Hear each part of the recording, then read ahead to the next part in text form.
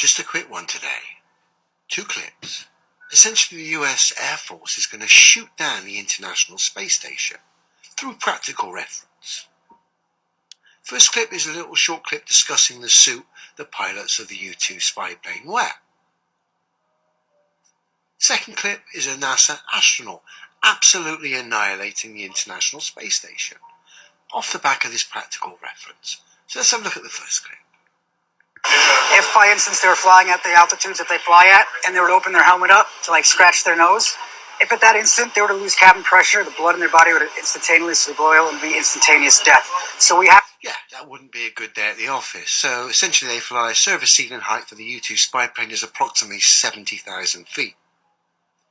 Plane flies just over 400 miles an hour, okay? Just to give you some idea of the circumstances. And if the plane was to lose cabin pressure, as the pilot had his visor up, scratching his nose or whatever, his blood would boil instantly. Okay? Let that just sink in. And now we come to NASA astronaut Don Pettit. Essentially get caught out and exposed here by a question he had no idea was coming.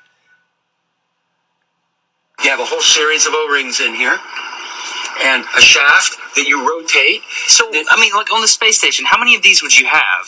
7, because we have 7 windows. What happens if you get a leak on that? Then you have a leak. You just look at that face. Then you have a leak. He hasn't got a clue. Bearing in mind, the U-2 pilot doing 400 miles an hour at 70,000 feet, if he had a leak and he didn't wear a protective suit like the people supposedly on the ISS don't, his blood would boil instantly.